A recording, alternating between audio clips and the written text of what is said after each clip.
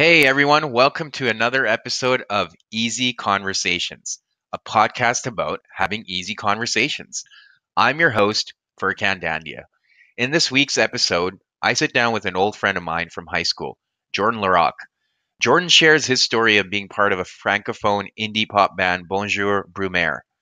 Jordan was a professional musician for over 10 years, and he went on many, many tours and played a lot of gigs. However, going on tours forced Jordan to miss time with friends and family and started impacting his mental health, which ultimately led him to leave the band and focus on his career. I hope you can get a deeper perspective on the life of a musician or any artist for that matter and understand the mental health challenges that come with those careers. It was definitely eye opening for me. If at the end of the episode you can leave a review, I would be truly grateful. Let's get right into it.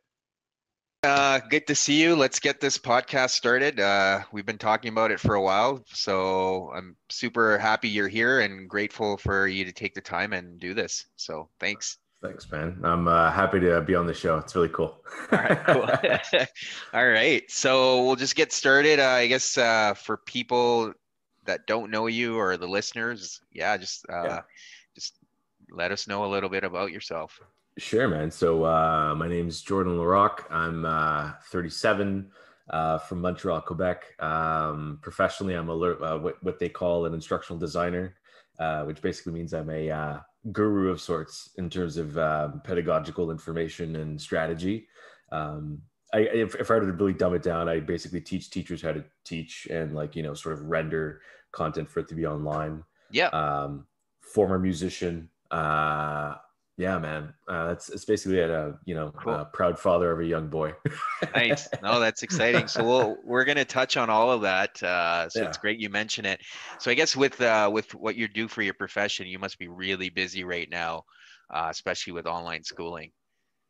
Yeah, it's been absolutely unreal since I would say last March, since COVID not happened. I mean, it's been unreal. Like words can't describe Yeah. the types Yeah. of experiences we've had on our end.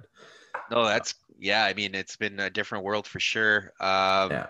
I guess, and you work at McGill, Yes. right? Yeah. Yeah. So I work for a department called ISET, which is Instructional Services and Educational Technologies, which I guess is a fancy way of just saying the e-learning department.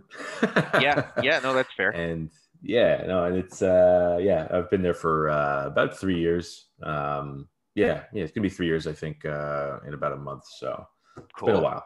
Yeah, Yeah. No, yeah. I'm a proud McGill alumni. So Are you sure she went to McGill? yes. Yeah, I did my Ah, I didn't even engineering know. there. Yeah. That's Yeah. amazing, amazing. Yeah. It's a great school, great school. Yeah, for sure. So I Definitely. guess right now with obviously the campuses are closed, res, from what I hear, not a lot of people even staying in res or even the nearby buildings or apartments. So Yeah, what's the plan like? We haven't been hearing much in terms of yeah, what's the plan to kick off the semesters in person. Obviously, the fall semester for most universities was online, but going into yeah. winter, what's the news? Well, so I mean, it's hard to say because I mean, we're kind of at a standstill, kind of like the rest of the world, right? Because we're best way I could describe it is like the typical project manager approach, where you kind of plan 3 months out, see how things go, and then readjust if need be, right? So right now, I think they have a set of contingencies up for students that are actually wanting to attend class in person, as well as staff, where you have like mandatory health checks for people that absolutely need to be on campus.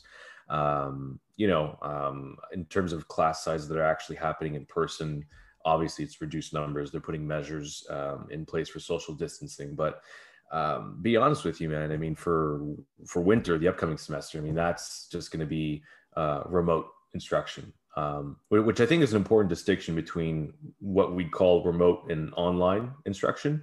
Yeah. Um, and basically, like remote instruction is, kind of like the experience that you and I are like having right now, where like you can be like on a teleconferencing app or like Zoom or Skype or something, and you're having a formal conversation with somebody, having an exchange of knowledge, and you move through the learning process that way. But um, I would say probably the large majority of what's going to be occurring is going to be in that type of a format. Um, and when you have courses that are offered that are online, those are a bit more different. Those are Yep. courses that are much more labor intensive. They take a lot more time to develop. And yeah, man, I mean, they're more complete experiences from end to end where, there's a lot of thought that goes into like, engagement and participation and that sort of a thing and getting people involved in the actual experience of their Yep. education. So, yeah, I mean, I think at McGill right now, what's going on is we're just basically trying to do the best with what it is that we have while we can. For sure. Um, but yeah, no, I still think it's like I said, right now it's such a moving target that I mean, things change from day to day. So Yeah. Yeah. No, and I guess if I was a student, I would have two questions, which I am, but my program's online anyways. But um, the two you're questions I would lucky. have, yeah, for sure. But I guess what I would be curious to know is when should I expect to be back in school in person, which again is a moving target, which like you said, Yeah. makes sense. The other piece is if I'm paying full tuition, I'm not getting full value for my education. Haha. Yeah, no, that's a fair point. I know there's a lot of students out there that feel that way. And if I were to, place myself back in my shoes when I was, in grad school and doing online programs, I kind of had that type of an attitude as well, or not an attitude, but an outlook as well, Yeah, with respect to those types of learning experiences. But um, having worked in the field for in quite a few years. I mean, I used to work in corporate training before this as yeah, well, and yeah, I mean, there's a lot of effort and support and time that goes into putting these courses online and having prepping teachers even for remote instruction. So yeah, um, so what I think what I'm getting at is there's actually a lot of costs associated to these courses in the short run, where I think in terms of instructional value, there's certainly an argument to be made on the students front for remote experiences where, they're less tailored. But from the administrative standpoint and cost perspective on universities, side of things. I mean, sometimes the actual cost of developing these courses can be 3 to 4 times as much as having something that can be instructor led. So it's one of the key bits of information or that I mean that I can offer to people that a lot of people just don't really realize sometimes. I mean, a yeah, lot of people have the impression that when you're developing an online program, it's basically just take your PowerPoints and you just stick them in a computer yeah, and you just click play or yeah, something like that. yeah, yeah. Uh, but there's a lot more work involved in that sort of thing to tailor stuff for a different environment. For sure. No, and I can appreciate that. I guess, I mean, Yeah, there's pros and cons to both approaches in terms of receiving your education. And we could sit here and debate that all night, but for sure, yeah, for sure. yeah, probably not a lot of value in that. But you did touch on another thing, Yeah, former musician. yeah. So, Long time ago. so yeah, like what was that like? And what brought you to where you are today? It's crazy, man. How long do you have? Just the Yeah, Coles notes, yeah, just the cold notes. All right, yeah, so I'll give you the high yeah, level sort of a spiel, if you will. So, yeah, no, I mean, started out when I was a teenager. Needed a how can I say this? A means of expressing myself. Just a way to get things out. yeah, The typical uh, teenage angst, I guess, yeah, trying to find yourself. yeah, And yeah, started a few bands, and things got a bit serious later on down the road. Did a lot of touring. I toured with a lot of big name acts like Good Charlotte and Newfound Glory back in the early 2000s. Like pretty much any like alternative punk band that was around. I mean, I played at Osheaga 3 times. I played Warp Tour. I did everything, man. And yeah, and basically one of the last projects that I ended up on, um, which ended up being pretty successful, was this Franco pop band that I was in called Bonjour Brumaire. We actually were the first band that there's a known artist in Quebec. Her name's Card de Pirate. So she played keyboard for us, and we're kind of what catapulted her into like her fame that she has right now. Well, not catapulted, but we were basically her first yeah, her first shot at it. And yeah, no, man, it was nuts. It's the type of thing where we just did a lot of tours, sold somewhere between like I think like 15,000 albums, and I mean, which was a big deal because I mean, back Yeah. then this was pre Spotify, pre Yeah. internet, so people actually still had to go out and buy physical Yeah. music at a store. For sure. No, but it was crazy. I got to learn a lot of things about myself as well. Um, I mean, it's the type of thing where it's got its benefits. It's also got a lot of hardships. Just living on the road. A lot of musicians they say that you know being in a touring band is kind of like being it's like finding the fountain of youth, if you will. And I'd always heard that, as I progressed through like my years in music, because I mean, that was basically like from 18 to like 30. And then when I was 30, I said, I'm done for Yeah. a lot of reasons. But yeah. And the reason why they say that it's the fountain of youth is you kind of like, as you tour, you exist and you watch the world evolve around you while you don't. The only thing that you evolve in is your act and your music, which is kind of strange. You know what I mean? So like I remember like I became an uncle for the first time when I was 25, I Yeah. think, you know what I mean? And like I got to see like my sister go through like marriage, having a kid, having another kid, and then and then like having a house and all this sort of like Yeah. stuff that I think a lot of people take for granted. Meanwhile, I was living in a van, touring, playing in front of a lot of people every night, which is incredible. Yeah. But you still have this feeling where you're just like, Jesus Christ, like life's passing you by, kind of. Yeah. Um, yeah, it was crazy, man. You learn a lot about yourself in those instances, though. And you So feel like you're missing out on stuff, friends and family, yeah, man, while yeah, you're and I mean gone. that's a big reason why I ended up throwing in the towel, right? And I mean, I'd sacrificed a bunch of stuff, and I know some of it sounds like trivial, but like for example, the woman I married, like I had like a huge crush on her for years, and I never Yeah. like made a move because I was like, I live in a van, you know what I Yeah. mean? Yeah. Yeah. Yeah. Yeah. And you just pass stuff up. I remember right before I threw in the towel having a conversation with one of my bandmates who actually that I went to high school with, and we'd been playing together for years, like 15 years, and I just had like a meltdown, right? Like a couple days before I said I'm done, and I walked away. And it was it was such a strange thing. It was one of my friends inviting me to go watch WrestleMania of all things. You know Yeah. what I mean? Which is And very just important. Yeah. it is it is.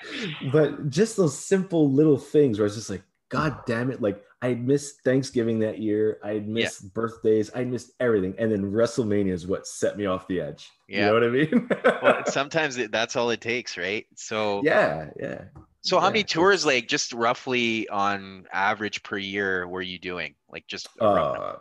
Uh, it depends on the project. I'd say like once I'd gotten signed to a label, we were touring. Honestly, at least like I'd say somewhere between like 8 to 10 tours a year, and like those were usually about like 1 to 2 month spreads. So like we'd be out and gone for a while. Yeah. And again, this is before like the current modern Yep. technology era. We still had flip phones. You know what I mean? I Yeah. remember Yeah. getting my first Motorola Razor, and I was like, this is the most high tech thing I've ever seen in my life. Yeah. Yeah. So yeah, no, we used to tour a lot. Spent a lot of time on the road, man. But And were you touring in Canada primarily, or was it North yeah, so America? Yeah. a lot, all over the place, man. We did a lot of yeah, touring in Canada. We did Europe. We also did the US, played South by Southwest. We ended up pretty much all over the place, surprisingly. Yeah. Yeah, I guess basically all in all, in my collective 10 years, like you name it, I've played there. Okay. Cool. Cool. Yeah, which is pretty cool. Yeah, it's kind of like one of those stories where you feel like a seasoned warrior, but like at the end of the day, you get so close, but still like 10 years later, nobody knows your name, even though Yeah. you used to sign autographs and do stuff like that. It's a Yeah. weird thing, man. Well, your name does show up on Wikipedia. I It checked. does. It Yeah. does. So there is some credit there. It Uh, does. It does. But it's good memories that I can always look back on and tell my son about one day. Like I still kept all my laminates and stuff like that. It's like keepsakes and cool. but Yeah. yeah, I don't regret it. I don't regret it for sure. But Yeah. yeah, it's crazy. But you did mention you had a meltdown. I So did. what was that? Was that just the pressure of performing, the touring, missing out on stuff, or a Yeah. combination of everything? It's a complex question, man. I think that goes into a lot of like how can I say this? And this might be an interesting like let's see where this conversation goes. Like how can I put this? I think mental health was behind a lot of that. So as I was touring in my last couple of years, I was finishing up my first degree that I was doing at Concordia, and I was doing that mostly online, um, which ironically ended up working in e-learning 10 years Hmm. later. Go figure, right? Yeah. Uh, yeah, and like so, I'd play at venues like Club Soda, for example, in Montreal. For those of you guys who don't know where that is, it's a pretty decent sized venue. You can pack about like I'd say a couple thousand people in there, and we played to like sold out nights. And then Yeah. I'd go on, I'd play my set, I'd go backstage, lock myself in the closet, and I'd hit the books. Is the craziest thing ever. So it was a lot of pressure. And once I graduated, um, yeah, it was just a lot of sort of like me being at a crossroads where I was like 20, 28, 29, like towards the end. And I was like I said, I was watching my friends go light years ahead of me, even though I had all of this stuff. To me, I just wanted a sense of normalcy. Hmm. um, and I didn't understand why I couldn't get that, even though I had put my heart and my soul into doing like a specific craft for so long, which I mean was fruitful at the end of the day. But it was just a lot of pressure, especially just having to drop everything on the whim of a dime. Hmm. um, and just the people, man. I mean, you meet some amazing people, but you also meet some incredibly terrible people. Yeah. Yeah. um, and like for example, I mean, like just the corporate aspect. I mean, everybody that is around you in your entourage, they're there to kind of make a buck off you, even though you're willingly paying them to do your job, basically. But I mean, I remember like we made a stupid amount of money in like one quarter, and I saw like a three-figure check, even though we made like something like five figures that should have been split by like five. Yeah. We saw a couple $100, Yeah. because you got to pay your lawyers, you got to pay your booking agent, you got to pay your touring agent, you got to pay the sound guy, you got to pay the hotels, you got to pay the Yeah. gas, you got to pay the car, you got to pay the strings, everything. Yeah. um, and then at the end of the day, it's like you're just kind of paying for your life on the road, you know what I mean? But there's nothing left for you to actually build a life. um, Right. which is I think a big factor as to why it is that I snapped towards the end. And yeah, and and I snapped in dramatic fashion too. Okay. Well, we'll definitely get Yeah, to that. yeah, it was pretty sweet. So what, I guess looking at it, so, Yeah, most people you look at a musician, you're like, okay, well, fine, they're making good money. yeah. So what motivated you to do school in parallel? Yeah. So what motivated me to do that? I mean, I think I had some good role models in my life. One of my bandmates was actually like, the guy was brilliant, and I have to give him a lot of credit for where it is that I got in school. Um, like easily the most brilliant person I think I've ever met. Yeah. And he actually helped me along the way. Like just to get like in terms of the actual effort, like this guy was like, he wouldn't even have to try basically. And he, just ace his courses. And, I remember he Yeah. got into like NYU and stuff like that, like Yeah. just on a cinch. So I was Yeah. really grateful and lucky to have him around as a, a, a motivating factor and somebody that coached me through what it is that I needed to do to get myself to a different stage in life. Yeah. And I also had a sister who, basically had what, most people would call like a picture perfect life. You know what I mean? She had the big house, she had, was married, had two kids, had her whole life together from a young age. Pretty much polar opposite for me, where I was kind of a train wreck between 20 and 30. So, Yeah, so it helped me sort of find a path at some point, you know? So, yeah, I think there's a saying about surrounding yourself with people. I'm at a loss right now, so I can't really remember what it is, but um, basically, I mean, if you keep good company, I mean, it'll reflect on you in the ways it is that you perceive it. Um, absolutely. Yeah, for sure. yeah, it's all about energy, man. It Yeah. really is. Yeah, no, and I Yeah, talk about that a lot too. And even in one of my podcasts, just again, yeah, surrounding yourself with the right people, right? And yeah, having that positive vibe. yeah, So I guess while you were doing this, especially yeah, in your early 20s, did you yeah. see it as your forever? Like, because otherwise you wouldn't have done school, right? Or was it like, okay, no, I'm going to do school, so at least I have Yeah. something else to fall back on, or no, I'm going to get an education and that'll be my longer term plan. No, honestly, man, I kind of winged it. And what I mean by that is, I mean, so like I would say from probably about like 18 to like 24, 25, I was like, I'm just going to give it my all. I was like, I know that, it's a hard goal to achieve, but the more I work at it, I was convinced that I could get somewhere with it. Hmm.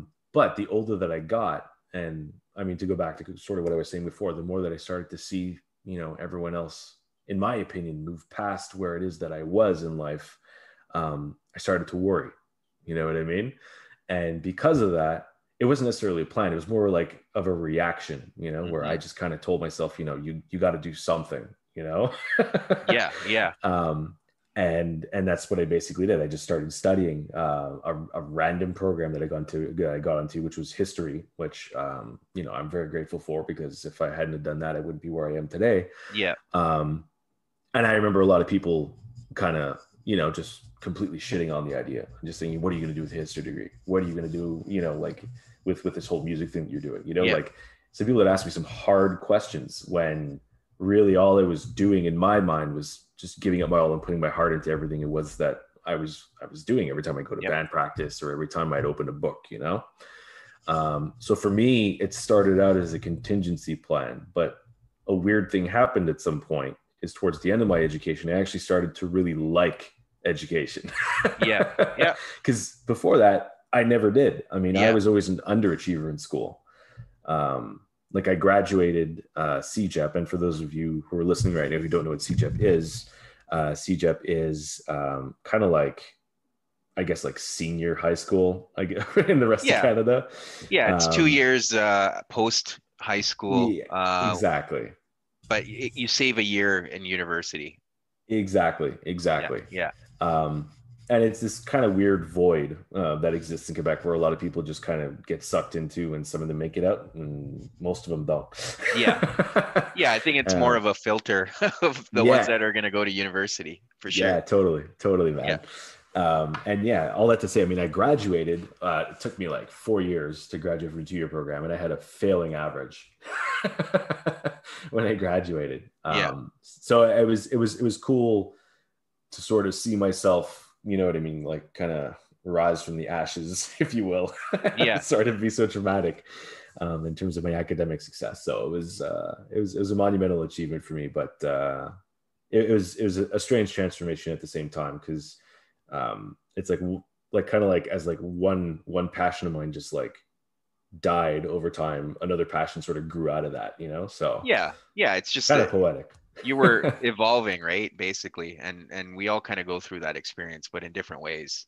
Yeah, yeah, Um, yeah, the other thing you mentioned was the people you were surrounded by. So a lot of people, yeah, some, and they're obviously being your friends, and I say that quote unquote, but yeah, they're there really to make money off of you. And how do you know who's being genuine and authentic and yeah, who's not? And you yeah. mentioned there's some terrible people there, Yes. especially when Yeah. you're at that age. It's easy to fall prey, right? Potentially. Very. Yeah. So what's your advice to people who are kind of going through those emotions now in their lives, or are struggling with that, and how to navigate through that? That's a really good question, man. What would be my advice? So, like, I'm all for following your passion and your dreams, and and going the distance. I mean, I've done it Yeah. myself, and like I said, I have no regrets. But that being said, I think there's a fine line between going the distance and practicing your craft and doing something that's going to get you into hot water because you're trying to get to that goal, no matter what the cost is. Yeah. Um, I think that patience is key to anybody out there. Um, and yeah, and basically trust your instincts. I mean, it's really what it is. I remember towards the end, and I won't name any names because I don't want to get sued. Um, Okay, fair just enough. in case. Yeah. I remember being uh, in a meeting with a bank, which I won't name any banks, Yeah. to get some type of financial compensation for the group that I was with. Yeah. And basically the entire, like, it was like codified language basically. Cause I mean, here I am, I was like some 26-year-old kid, even though 26 isn't a kid, but I mean, back then, I mean, as you're a musician, let's face it, you're Yeah. still a kid. You're Yeah. not an adult. No. Not even close. No. Uh, and yeah, and basically what it was is they were just basically trying to take a loan out against my name and have myself be personally responsible for, it was something like $30,000 worth of debt, just in case, Yeah. like, just as like basically, if the company that we had put together under our band had dissolved, I would have been personally responsible for all the debt. Hmm. So, but obviously that was it's kind of like conflicting because you have kind of like the devil and the angel on your shoulder. Yeah. Because I mean, there's a justified reason to get that type of funding, but at the same time, you're just kind of like, well, do I listen to my sensible self or my optimistic self that just wants to go the distance and reach my goal? Yeah. So, yeah, I think I think there's a lot of how can I say, similarities between my experiences in the musician space and in like professional life. It's the same type of thing where it's a game of chess. Yep. You're gonna meet great people along the way that are gonna be able to support you and help you, that are genuine, and you're gonna meet people that are gonna be there just because they want a leg up Yep. somehow. Um, so basically, you just got to keep your guard up and yeah, and be patient and trust your instincts. That's really what is it at the end of the day. Like, if you got a sinking feeling that there's something that's off, Yeah. run. Yeah. Yeah. Listen to your gut. Basically, Yeah. yeah, it's that simple, man. Yeah. um yeah, So that whole meltdown then in the yeah, end, what was it like? Were you, yeah, you said there was a huge mental health aspect. huge. So, you don't have to like, I mean, No, as a musician, I've like, was there alcohols, drugs involved? Like, yes, did yeah, that contribute to it?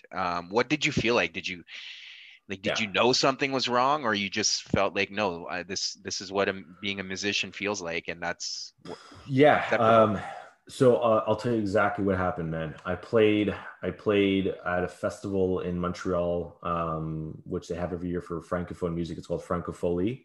We played the main stage that year, and there's like 20,000 people there, Yeah. and we played a set. We did great. Everyone loved it, and I didn't feel anything anymore. It was dead. Yeah. And that's one of the reasons why I fell in love with music in the first place, is like when you play like a live show, um, you get a rush. You get a rush. It's just you feed off the crowd. There's just so much energy there that you it bounces off the crowd, comes back to you, and you just get like Yeah. this feeling of like, you're just bigger than anything. um yeah, and I didn't feel nothing anymore. And then I just started thinking about, why is it that I'm, like, how, like, I basically took a few minutes by myself, and I just realized I just didn't love it anymore. Yeah. um and I mean, it's a complex question because I mean it's a multivariate response. I mean there's um, a lot of different factors. One of which would be, I mean, you'd mentioned like alcohol and addiction, and I mean there's a lot of that I was surrounded with. Um, I veered on the edge often. I never Yeah. quite fell into the abyss, but I certainly dabbled. Yeah. Um, I remember, and again, I won't name names because I mean, this person is still near and dear to my heart Yeah. regardless. And I think that they're in a better place now, which is great. But I often had to babysit somebody who was a recovering alcoholic, who would consistently relapse. Yeah. And there's some tremendously hilarious stories and some tremendously tragic stories that came out of that. But yeah, and I mean, it was tough, man, because especially just having to sort of keep your own sanity and keep your emotions in check and your mental health as well, while trying to maintain the same for some of your other colleagues that you have Yeah. around you, that just need way more help right off the bat that you can't possibly provide. Mm. And yeah, it just basically got worse and worse over time, and yeah, and it was too much to handle at some point. And yeah, basically, it was more of a decision where I kind of saw myself, and I said, if I continue that down this road, I was like, by the time I'm 40, I know where I'm going to end up, Yeah. and that's not the guy I want to be. Yeah. Yeah. No, that's fair.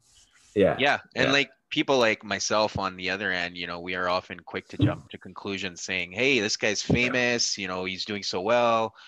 What does he have to complain about? Right. And yeah, and we don't factor in the mental health challenges. We don't talk about it as much. Did you yeah. feel like you had an avenue to voice some of your concerns, or do you feel like there was support provided to you guys, or it was just kind of like go do your thing and just make the money? No, it was in my experience, I mean, we were really just treated as kind of a meal ticket. Yeah. So it was really just go out there, you should be grateful that, we've given you a record contract and that, you're on TV and you're on the radio and you got music videos out, and make money basically. That's there's no real regard for that. And I remember when I left, the band didn't survive much longer without me for reasons unknown, because I mean, Yeah. I didn't keep touch with them and vice versa, unfortunately. But yeah, I mean, it's the type of thing where I was replaced really quick. You know what I Yeah. mean? So it's in that instance, I realized that like sort of like my labor of love, like the thing that I worked at so hard kind of got bigger than I was, you know what I Hmm. mean? And that just became its own machine that needed to function regardless of who's in there. Yeah. So it turns into a job, you know? Yeah. Yeah. No, yeah, no. And unfortunately, yeah, nobody cares. Nobody really checks. Yeah. And I mean, like, I think that was a real eye-opening instance for myself, as well as like, like people in the media and, musicians, especially. Like, I think musicians have a stigma of, of just being like, having stints with addiction and just people that Yep. just abuse alcohol. But I mean, there's legitimate reasons behind that. I mean, it's depressing when you're literally on the road for an entire year and you don't Yeah. see anyone. um like, parties are fun, for example, like backstage parties, like for about a month, and then it just becomes commonplace, and it's not a party anymore. It's just you just trying to stave off boredom and depression. And yeah, you can go to a really dark place really, really, really quick, Yeah. unfortunately. Well, no, Yeah, thanks for sharing that. And I guess knowing what you know today, do you yeah. think you could go back and do things differently and maybe even stay in the business potentially? Or you um feel like it was just you had put in your time and that was the time to leave? that's a good question, man. I think it was my time, and the reason why I say that is, I'm in a good place now. You know what I Yeah. mean? Like, I mean, I got my wife, who's a woman that I love dearly, that stood by my side no matter what, Yeah. since the beginning, and I got my son that I wouldn't change for the world. Yeah. if I could have done anything differently, sure, I would have maybe considered it. I'm not so sure the outcome would have been any different though in the long run. Um, some advice that I give to like musicians out there is, I mean, do it if you feel the need to, and the most important thing is you just got to know when to throw in the towel. Hmm. Um, because I mean, at some point, unless you're the Rolling Stones or unless you're, I don't know, Bon Jovi or something, Yeah. the well's going to dry up. Yeah. And that usually happens somewhere close to your 30s. Yeah. So give it a shot. And I mean, like, I don't know, if I were to give advice to like any young musicians out there, I mean, go the distance, follow your dreams, do what you got to do, just be safe about it and have a backup plan, man. Have a plan because you never know what's going to happen. I mean, what's hot, 2 years ago is not going to be the same thing in 5 years from now. Right. As soon as you hit the top, there's nowhere to go but down. So, Yeah.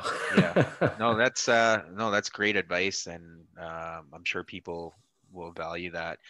But so you're here now. You've got a kid. How old is he now? he's just turned 1.5, actually. Okay, so how's it been like with COVID and stuff, I Yeah, mean, I can imagine it must be good to be home with your kid, but there's other yeah, challenges that come up with that too, right? yeah, man. Well, I mean, you got a kid too yourself, right, Furkan?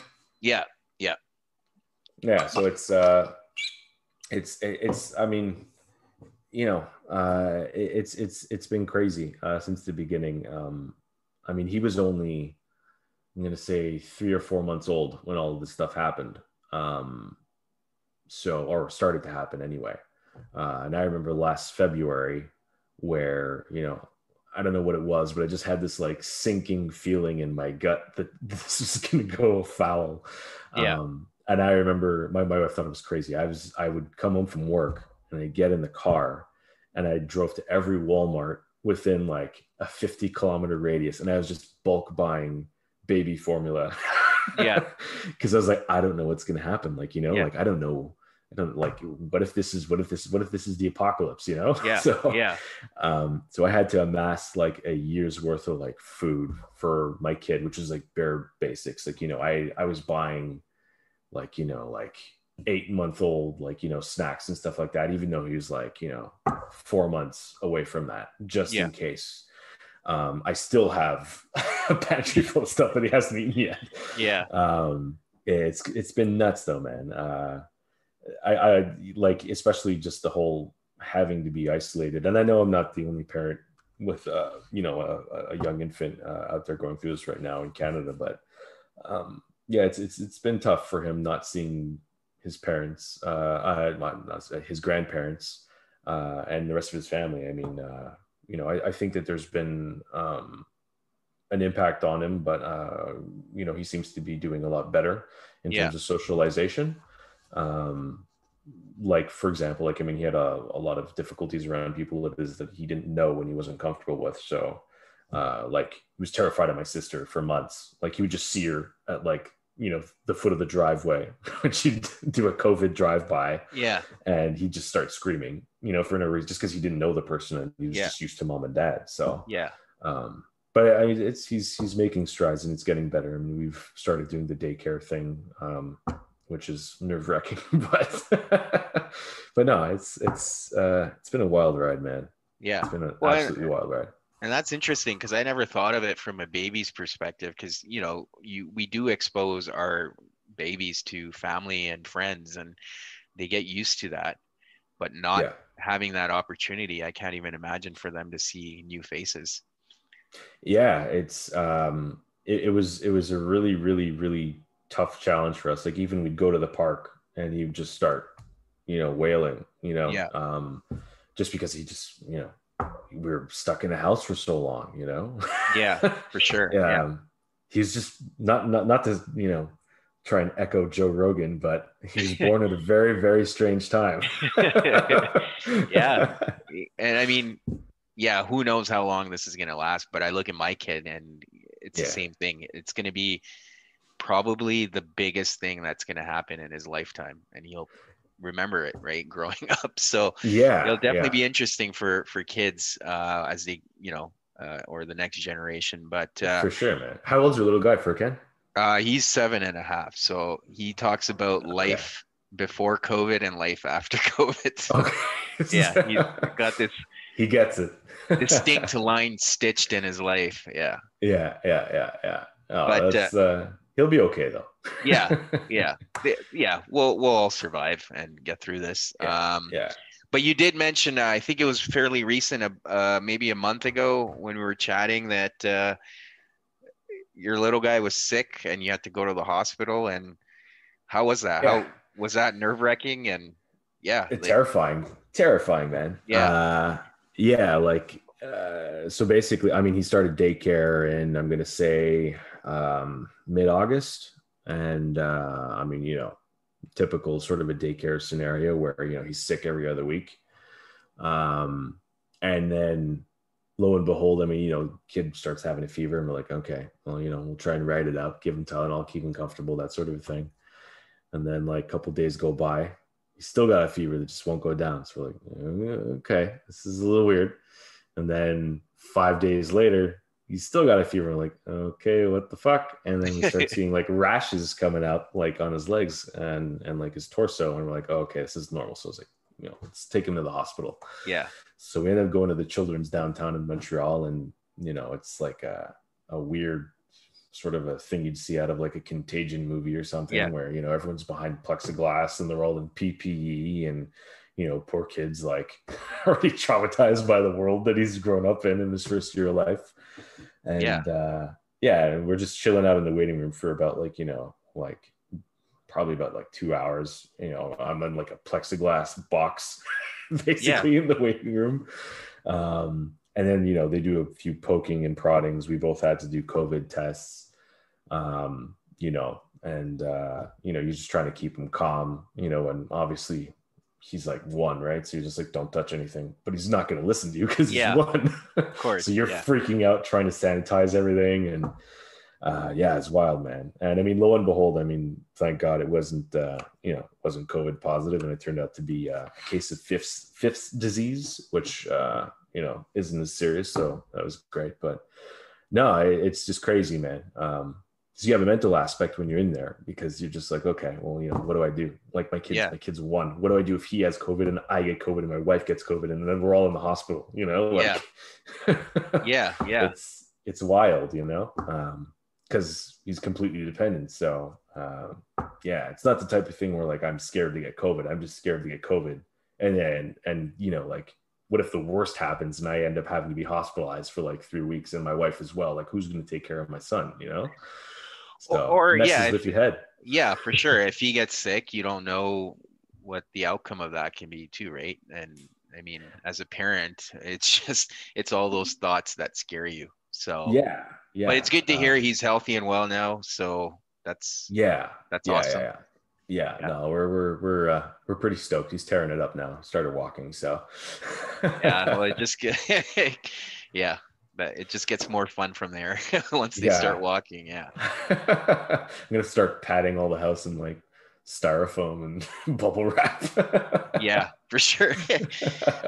Hey, thanks again for doing this. I really appreciate everything you shared. Obviously sharing your story about just going through the motions of in your 20s and making tough decisions and seeing some stuff that, that led you to where you are today. So I do appreciate all of that. And again, grateful for you coming on here and sharing your story. So that was awesome. No, Um, it's my pleasure, man. It's I'm really really happy you invited me to do the show. Yeah, I'm pretty happy about it. So thanks again. Yeah, yeah, no, for sure. This has been great. And I know you don't have much of a social media presence, but if people wanted to find you, what's the best way? Best way, I would say Facebook or LinkedIn. Just my name, Jordan Larocque. Yeah. Larocque with a C. Okay.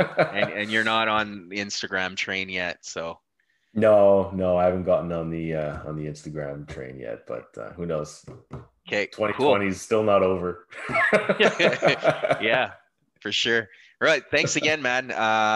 Yeah, it was great doing this, and hopefully you can have a listen to it later. Yeah, fantastic. Looking forward to it, man. And it's always a pleasure. Yeah. Well, that's the end of the podcast. Thanks again for tuning in. I hope you enjoyed it as much as I did. And again, please leave a review at the end of the episode. I would truly appreciate it. Until next week.